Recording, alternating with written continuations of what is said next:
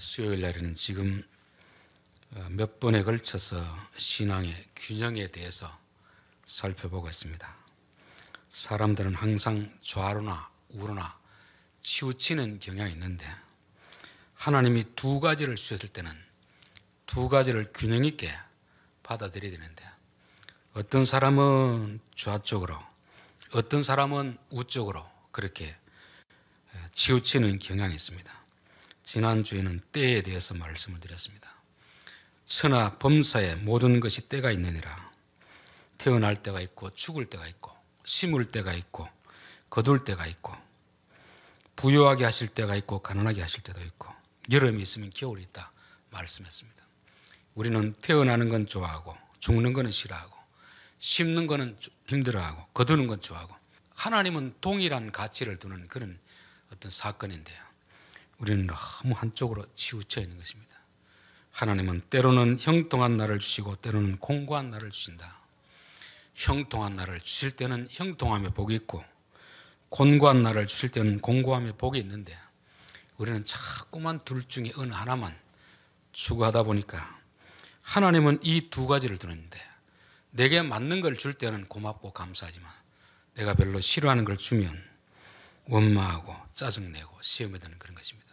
사도 바울의 고백처럼 하나님 내가 부유할 때나 가난할 때나 존귀한 자에 있을 때나 천한 자리에 있을 때 거기에 상관하지 않고 어떤 상황에 처하든지 주의 뜻을 이루어가는 삶이 되게 하옵소서. 이게 바로 균형 잡힌 시각입니다. 또 사람에 대한 생각도 마찬가지 아닙니까? 까마귀를 통해서도 말씀을 드렸고 성경에는 노아, 아브라함, 이삭, 야곱 같은 사람들 우리는 어떤 사람의 한 면만 보고 너무 영웅시 떠받드는 그런 경우가 있습니다. 엘리야를 보면 갈멜산의 그 사건을 보고 엘리야는 대단한 사람이라는데 그 다음 장면에 이세벨의 위협적인 말 한마디에 멀리 도망가서 자살하려고 하는 그 모습들 이것은 엘리야뿐만 아니라 노아에게도 아브라함에게도 이삭에게도 야곱에게도 다윗에게도 솔로몬에게도 우리들에게도 있습니다. 그래서 우리는 어느 한 면만을 보고 지나치게 떠받들어서 안 되고 어느 한쪽에 부정적인 걸 보고 너무 악마화해서도 안 된다는 것입니다. 사람을 볼 때 양면을 다 보고 균형 있게 사람을 대해야 된다는 것입니다. 오늘은 신앙적인 면 특별히 교리적인 부분에 대해서 한번 살펴보겠습니다. 요한복음 3장을 보겠습니다. 5절 예수께서 대답하여 이르시되 진실로 진실로 내게 이르노니 사람이 물과 성령으로 나지 아니하면 하나님의 나라에 들어갈 수 없느니라. 거듭나는데 구원을 받는데 물과 성령으로 물이나 성령이 아니고 물과 성령으로 두 가지를 다 말씀하고 있습니다. 기존에 이제 보통 일반적인 해석은 물은 물 세례를 말한다. 성령은 성령 세례를 말한다. 그렇게 나누는 경우가 많이 있습니다. 그러다 보니까 물 세례 따로 성령의 세례 따로 되는 거죠. 교회에서도 물로 주는 세례를 받아도 성령 세례를 받지 않았으면 구원을 받지 못한다는 것이고 그 성령 세례의 증거가 뭐 방언이니 은사니 그렇게 주장하다 보니까 장로교 교인들이 매우 혼란에 빠지는 것입니다. 물 세례에 따라 있고 성령 세례에 따르는 게 아닙니다. 물과 성령으로라는 말은 여기에 물은 하나님의 말씀을 의미하는 것이죠. 베드로전서 1장 23절에 너희가 거듭난 것은 썩어질 씨로 된 것이 아니요 썩지 아니할 씨로 된 것이니 살아있고 항상 있는 하나님의 말씀으로 되었느니라. 우리의 거듭남은 하나님의 말씀과 성령으로 거듭난다는 것을 말씀하는 것입니다. 말씀과 성령은 따로따로 놀지 않습니다. 항상 짝으로 역사하는데 우리는 때로는 말씀만 강조하고 때로는 성령만 강조하고 그런 것입니다. 오늘 읽은 수가성 우물가 여인이 바로 그 대표적인 예입니다. 남편을 5명 두고 다 이혼하고 이제 7번째 남자와 살고 있는데 이 여자가 예수님을 만났습니다. 그래서 물을 달라는 그 물로 시작한 대화가 이제는 예배로 이어지는 것입니다. 자기 나름대로는 열심히 기도하고 예배를 드리는데 은혜는 되지 않고 계속해서 가정이 남편과 부딪히는 것입니다. 그래서 내 문제가 뭘까? 나의 문제가 뭘까? 우리 조상들은 그리심산에서 예배를 드렸는데 당신들은 예루살렘에서 드려야 된다고 하는데 어디서 드리는 것이 맞습니까? 그걸 물어보는 것입니다.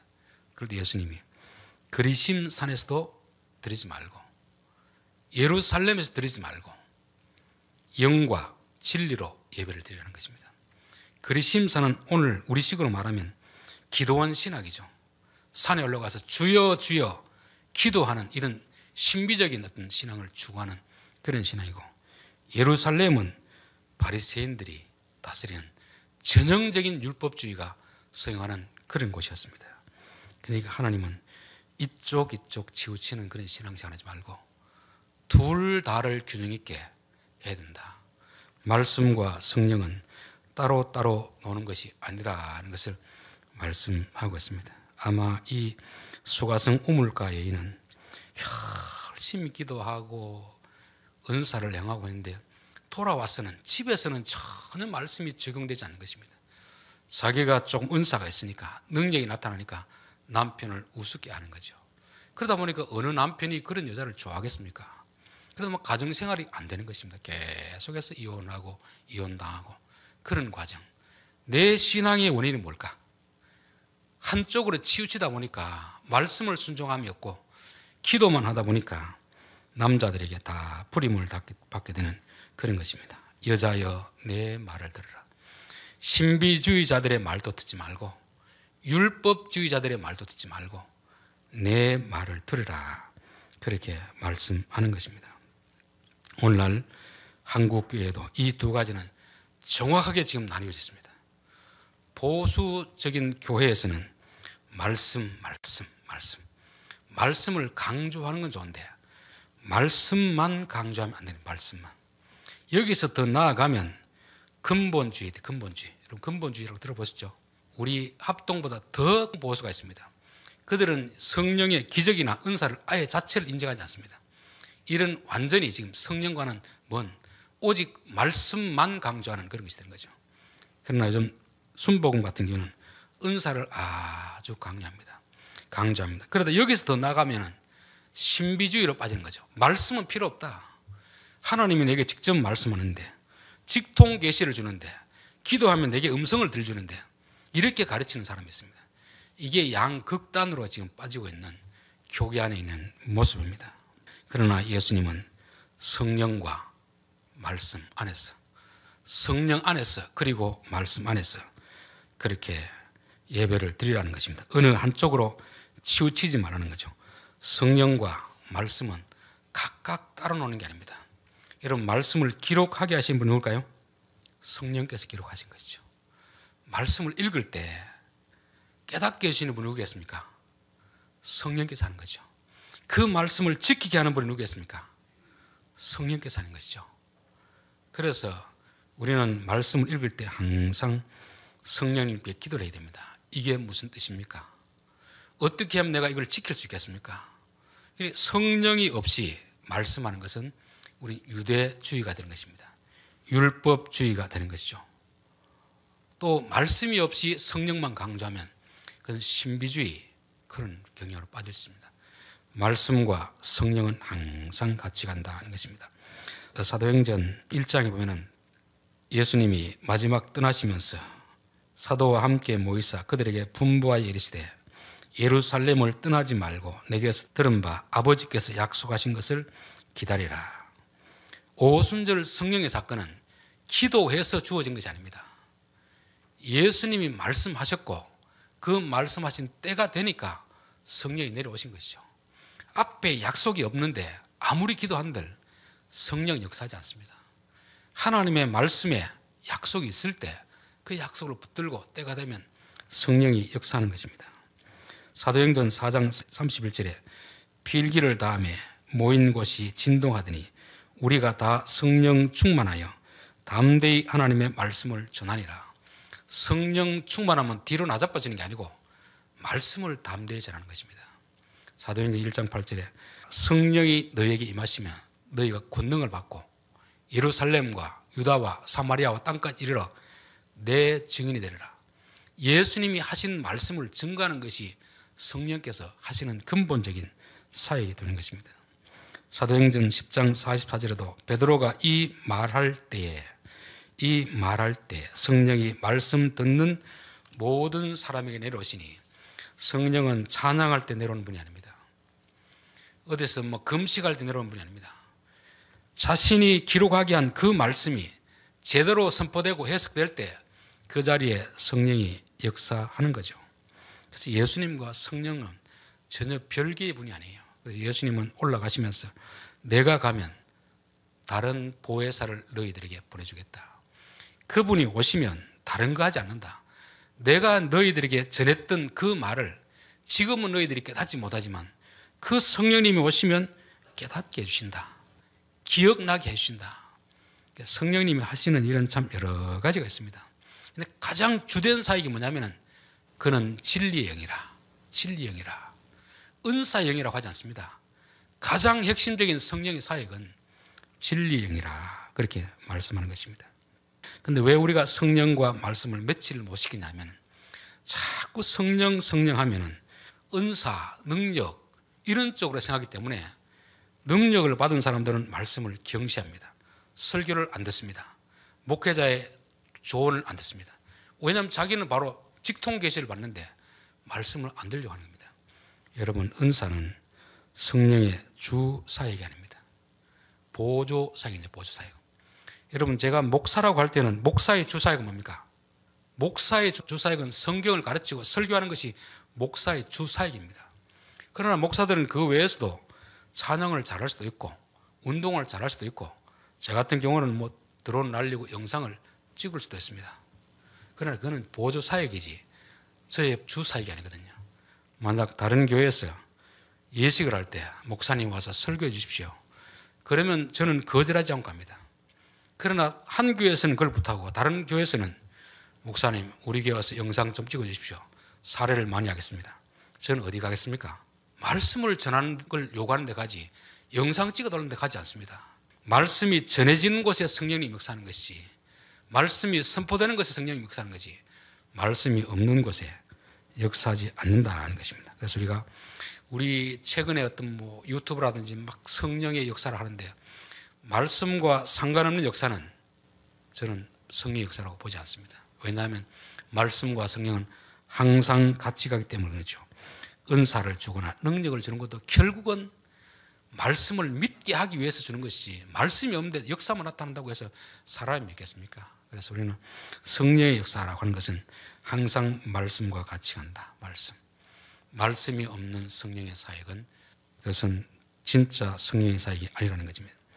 저는 목회자들이 설교 준비할 때 보면 어떤 설교를 들어보면 참 많이 준비했다 그렇게 느껴지는 게 있습니다. 그런데 성령의 역사는 없는 게 있습니다. 즉 주석을 보고 다른 사람의 설교를 보고 좋은 문장은 많이 해서 전하는데 하나님이 그에게 깨닫게 해주신 그런 것이 없는 것이 느껴질 때가 있습니다. 어떤 사람은 그렇게 좋은 단어, 문구, 유명한 사람 이름 안 되는데 그 사람이 성경을 해석하면 성령께서 열어주신 게 있구나 그게 느껴질 때가 있습니다. 여러분 우리가 설교를 듣든지 성경 읽을 때는 항상 성령님께 도움을 청해야 됩니다. 내가 아는 지식을 가지고 아무리 원어를 알고 한들 그 뜻이 열리겠습니까? 겸손한 마음으로 성령님 깨닫게 해주십시오. 깨닫게 해주십시오. 열어주십시오. 목사가 설교할 때도 성령님께 도움을 청해야 되고 성도들이 설교를 들을 때에도 사람의 말로 하지 아니하고 하나님께서 저 말씀이 내게 주는 말씀으로 들려지게 앞서서 설교자가 설사 조금 준비해가지고 그 의미를 다 깨닫지 못하게 설교할 때 하나님 그 나머지 의미는 내게는 깨닫게 해주십시오. 그런 항상 성령의 도움을 구하면서 말씀을 들어야 그 말씀이 우리에게 생명의 양식이 되는 것이 그냥 주석 본다고 남의 설교 보고 뺏긴다고 되질 않습니다. 이게 그냥 지식적으로 만드는 짜집기한 설교인지 짧은 그 시간이라도 그야말로 그분이 성령께 기도해서 성령께 깨닫게 해주신 것인지 그거를 캐치해야 되거든요. 오늘 목사들도 말씀과 성령을 자꾸 분리하는 거죠. 말씀 따로 성령 따로. 그렇게 분리한 이유는 성령을 자꾸 은사나 능력적으로 생각하기 때문에 그렇습니다. 그것은 성령님의 보조적인 사역이지 주 사역이 아닙니다. 성령님의 주 사역은 우리로 하여금 물과 성령으로 말씀을 읽을 때 설교가 될 때, 선포될 때 그 마음에 감동을 줘서 말씀이 깨달아게 하는 것이고, 그 마음에 하나님의 생명을 심어주는 것이 이게 주사이기 때문에 그렇습니다. 그래서 우리는 항상 성경을 떠나서는 안 되고 성경 안에서 설교를 들으면서 성령의 도우심을 구해야 이 말씀이 우리 안에 살아 꿈틀꿈틀거리는 살아있는 생명의 말씀이 될 줄 믿습니다. 두 번째는 하나님의 주권과 인간의 책임입니다. 장로교에서는 하나님의 주권을 아주 강조합니다. 그리고 또 감리교 쪽에는 사람의 책임을 아주 강조합니다. 그러다 보니까 장로교와 알미니안이 서로 신학적인 논쟁을 하면 서로 그냥 평행선을 가면서 합일점을 찾지 못합니다. 근데 사실 그게 다 성경에 있는 내용이거든요. 그런데 왜 그렇게 되느냐? 칼빈주의를 강조하면 인간의 책임이 줄어들고, 인간의 책임을 강조하면 하나님의 주권이 사라지는 것입니다. 하나님이 모든 것을 다 하신다고 하면 인간은 아무런 책임 없습니다. 우리가 결정할 수 있는 게 없는데 우리에게 무슨 책임을 묻겠습니까? 그래서 성경의 가르침과 멀어지는 거죠. 또 우리가 마음대로 다 결정할 수 있다고 하면 하나님의 주권은 사라지는 것입니다. 이걸 왜 이렇게 하냐면 하나님의 주권하고 인간의 책임을 동등한 위치에 놓고 보기 때문에 동등한 위치에. 하나님의 주권하고 인간의 선택은 동등한 위치가 아니거든요. 하나님의 주권이 위에 있고 하나님의 주권이 허락하는 범위 아래서 인간의 선택이 있는 것입니다. 이걸 자꾸 옆으로 동등하게 놓으니까 이쪽을 강조하면 이쪽이 내려가고 이쪽을 강조하면 이쪽이 내려가는 것입니다. 그러다 보니 끊임없이 충돌이라는 거죠. 하나님의 주권과 인간의 책임, 자유, 이것은 동등한 천칭저울에 놓여지는 것이 아니고 위에서 하나님이 역사하는 몸이고 하나님의 주권적인 역사 아래서 인간의 책임이 있습니다. 그렇기 때문에 하나님의 주권을 우리는 강조해야 되는 것이고 또 거기에 아울러 사람의 책임도 있다는 것입니다. 우리가 사람의 생명을 얻게 되는 것도 마찬가지 아닙니까? 생명은 누가 주는 거죠? 하나님이 주시는 것입니다. 하나님의 주권적 역사로 주는 거죠. 그러나 어떤 방식을 통해 주겠습니까? 남자와 여자가 결혼해서 부부관계를 맺을 때 하나님이 주시는 것입니다. 그렇기 때문에 어떤 사람들은 결혼만 하면 관계하면 자식이 생기는 경우도 있지만 어떤 경우는 하나님이 주신다는 것을 가르쳐야 될 필요가 있는 사람들은 결혼하고 10년을 부부관계를 해도 자식이 안 생기는 경우가 있습니다. 그때는 뭐라고 기대해야 되겠습니까? 둘 부부가 아무리 관계를 많이 맺더라도 자식이 없는 것은 없습니다. 라헬과 레아를 보면 그렇잖아요. 야곱은 라헬을 사랑해서 매일 밤 그 여자와 잠자리를 하는데 레아는 그야말로 간혹 가뭄에 콩나듯이 한 번 잠자리 드는데 레아는 갈 때마다 자식이 쑥쑥 나옵니다. 라헬은 자식이 나오지 않습니다. 여러분, 단지 하나님이 안 주시고 인간의 노력을 얻어질 것 같으면 누가 자식을 많이 낳아야 되겠습니까? 라헬이 많이 낳아야 되는 거죠. 부부 관계를 통해 주지만 생명을 주시는 분은 하나님의 주권적인 역사에 속하는구나. 그래서 부부 관계를 하더라도 하나님 우리에게 생명을 주십시오. 기도하고 하나님의 도움을 구해야 되는 것입니다. 생명은 철저하게 하나님의 주권적 역사이다. 그러나 인간에게 책임이 있을까요, 없을까요? 인간에게 책임이 있습니다. 왜냐하면 하나님은 부부 관계를 통해서 주시는 것이 하나님의 방식인데 하나님이 아무리 그 가정에 자식을 주려고 해도 남자 여자가 결혼하지 않으면 줄 수가 없는 것입니다. 결혼을 해도 부부 관계를 하지 않으면 줄 수가 없는 것입니다. 부부 관계를 해도 피임을 하면 하나님이 줄 수가 없는 것입니다. 그렇기 때문에 하나님이 은혜가 쏟아지더라도 인간이 거부하면 자식이 없을 수밖에 없습니다. 거기에 대해서는 하나님의 책임이 아니고 사람의 책임인 거죠. 저는 요즘 이제 출산율이 아주 급격하게 많이 떨어지니까 나라에서도 많은 예산을 들여서 어떻게 하면 출산율을 높일 것인가 머리를 많이 싸냈는데 잘 안 됩니다. 왜냐하면 우리 앞 세대에서 40, 50년 전이죠. 벌써 7, 80년 되니까 그때는 어떻게 해서든지 하나님이 내린 은혜를 막기 위해서 피임을 하고 수술하고 그렇게 그 행동을 했거든요. 그 씨를 심어놓은 것이 저는 오늘날 우리가 받는 저주가 아닐까 그런 생각이 듭니다. 그 저주를 풀기 위해서는 앞에 있는 사람들이 그런 정책을 입안했던 사람들이 그 일에 동참했던 우리들이 하나님 앞에 회개해야 됩니다. 하나님이 은혜 주실 때 우리가 은혜를 받아야 되는데 은혜 주실 때 인간적인 방법으로 하나님의 은혜를 거부한 그것을 우리가 회개를 해야 되는 것입니다. 그거 회개하지 않고 하나님이 풀어줄 일은 없지 않습니까? 그래서 우리가 뭔가 안 되면, 하나님이 주셔야 될 부분은 안 주면 하나님이 주실 때 우리가 혹시 거부한 건 아닌가, 우리 자신을 돌아봐야 되는 것입니다.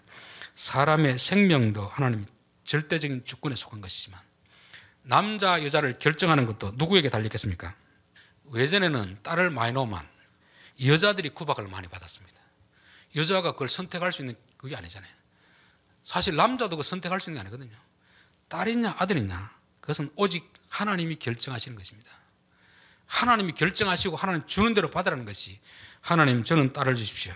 그래서 어디 높은 산에 올라가서 아들 하나 달라고 이렇게 하는데, 아들 딸 결정하는 것은 철저한 하나님의 주권에 속한 것입니다. 저희들도 막내를 임신했을 때 이번에는 분명히 딸이겠지 생각했었는데 놓고 보니까 아들이었습니다.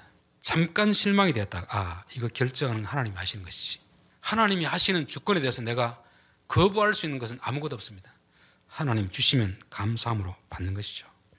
그래서 생명을 주시는 분도 하나님이시고 딸이냐 아들이냐 결정하는 것도 여자의 책임도 아니고 남자의 책임도 아니고 이건 오직 하나님께 주신 주권입니다. 그렇기 때문에 그런 문제를 사람에게 책임을 떠넘기는 자체가 하나님을 모른다는 것이죠. 그리고 우리의 구원에 있어서도 마찬가지입니다. 구원도 하나님의 전적인 은혜로 되어지지만 그러나 반드시 인간의 책임이 따르는 것입니다. 요한복음 3장 16절에 보면 하나님이 세상을 이처럼 사랑하사 독생자를 주셨으니, 구원의 시작은 하나님이 아들을 줘야 구원이 시작된 것입니다. 그러나 그 밑에는 뭐가 있습니까? 믿는 자마다 하나님이 주신 은혜를 믿는 자는 구원을 받고, 은혜를 주셨는데 믿지 않는 자는 심판을 이미 받았다는 것 아닙니까? 그러니까 구원에서도 하나님의 주권적인 역사가 있는 것이고 거기에 대해서 인간의 자유가 있기 때문에 책임이 따른다는 것을 말씀하는 것입니다. 시편 119편 155절에 구원이 악인에게서 멀어지면 저희가 주의 율례를 구하지 아니함이니이다. 우리 장로교 교원들이 가장 오해하는 게 뭐냐면 예정론입니다. 예정론을 성경이 말하는 예정론으로 믿는 게 아니고 운명론. 성경은 운명론을 말하지 않는데 우리는 예정론을 말하는데 운명론으로 믿는 거죠. 거기서 나온 게 뭡니까? 한 번 구원은 영원한 구원, 그런 것이 나오는 거예요. 성도의 견인을 오해하기 때문인 것입니다. 하나님은 분명히 은혜를 베푸십니다. 그러나 은혜를 베풀 때 그 은혜를 받는 사람이 있고 은혜를 거부한 사람이 있습니다. 여러분, 우리가 구원받는 것은 하나님의 은혜 때문에 그렇습니다. 우리가 구원받지 못하는 것은 하나님 은혜를 주시지 않기 때문이 아니고 우리가 거부했기 때문에 못 받는 것입니다. 그러니까 하나님 누구에게 책임을 묻습니까? 우리에게 책임을 묻는 거죠. 만약 하나님이 인간을 지을 때 우리는 생각이 없는 기계로만 만들었다면 우리는 구원받지 못하도록, 하나님 은혜가 내릴 때도 구원받지 못하도록 만들었다면 지옥 가는 건 하나님 책임입니다. 다 구원받도록 했다면 굳이 지옥을 만들 필요 없는 거죠. 하나님은 구원의 은혜를 베푸시면서 은혜 받을 만할 때 은혜 받으라, 우리에게 선택을 요구하시는 것입니다. 그래서 구원받지 않는 것은 하나님의 책임이 아니고 인간의 책임이 되는 것입니다. 이게 마치 이런 것이죠. 하늘에서 비가 내려야 단지에 물을 담을 수 있지, 비가 안 내리는데 아무리 단지를 많이 준비해 놓은들 물을 한 방울 얻을 수 있습니까? 1차적으로 하나님 비가 내려야 되는 것입니다. 비가 내리는데도 단지 뚜껑을 덮어놓으면 한 방울도 안 들어가는 것입니다. 비가 내리는 게 하나님 은혜라고 한다면 단지를 준비하고 뚜껑을 열어놓는 것은 우리가 인간이 해야 되는 거죠. 그래서 은혜로 인하여 믿음으로 말미암아, 은혜가 하나님이 우리에게 부으신 주권이라고 한다면 믿음은 그 주신 은혜 우리가 받아들이는 그릇입니다. 그렇기 때문에 그릇을 준비해서 구원을 받았다, 그렇게는 못하잖아요. 비를 내려주시기 때문에 받은 것이 내가 믿음이 있었기 때문에 믿었기 때문에 받았다고는 못하는 것입니다. 그래서 1차적으로 하나님이 주권이 주어질 때 우리는 그것을 받아들여야 된다. 받아들이지 않는 것은 우리의 책임이 된다는 것을 성경은 말씀하는 것입니다. 마지막 세 번째, 역할 구분입니다. 역할 구분. 구원이든 생명이든지 하나님이 하셔야 될 일이 있고 우리가 해야 될 일이 있습니다. 우리가 기도에 대해서 가장 큰 오해가 뭐냐면 내가 할 일을 하나님께 구하면 하나님이 대신 해줄 것처럼 생각한다면 그는 기도에 대한 완전한 오해입니다. 하나님은 내가 할 수 있는 일을 기도한다고 대신 해주지는 않습니다. 내가 해야 될 일은 철저하게 내가 해야 됩니다. 내가 할 수 없는 일, 그 일을 하나님 앞에 구하면 하나님이 들어주신다는 것입니다. 옛날에 기도에 관한 책을 봤는데 그 딱 짧은 한 구절인데 아주 저에게 임팩트하게 다 구절이 있습니다. 기도할 때는 전적으로 하나님 해 주셔야 된다는 그 생각을 가지고 기도하고, 일할 때는 내가 아니면 아무도 도와줄 사람이 없다, 그 마음을 가지고 일하라는 그런 구절이 있습니다. 우리가 기도할 때 이 일이 지금 내가 해야 될 일인가, 하나님이 도와주셔야 될 일인가, 그것을 생각하고 해야 됩니다. 저는 이제 음식 앞에 이렇게 오면 언제쯤 이 절제를 할 수 있을까 그 생각을 하는데 이게 절제가 안 돼요. 배는 부른데 맛있는 게 있으면 또 손이 가는 것입니다. 그럴 때는 뭘 해야 되겠습니까? 기도를 해야 되겠죠. 주여 절제 영을 주십시오. 근데 그런 기도가 안 나오더라고요. 술 사먹 나오고 이러면 뭐 맛있는 걸 두고도 못 먹으니까 하나님이 해 주셔야 될 일 앞에서는 기도를 안 하게 되더라고요. 진짜 고를 때는 기도해야 되는데, 성경에서 원수를 사랑하라고 할 때 이게 원수가 우리 본성으로 사랑이 안 되잖아요. 그때는 뭘 해야 됩니까? 하나님, 원수를 사랑할 수 있는 마음을 주십시오. 하나님이 그 마음을 주셔야 되는 것이 내가 노력한다고 되겠습니까? 그러나 우리는 그럴 때는 기도를 안 합니다. 하나님 도와주시면 내가 원하는 것이 안 되기 때문에, 여러분, 기도는 내 뜻을 이루기 위해 살아가는 게 아닙니다.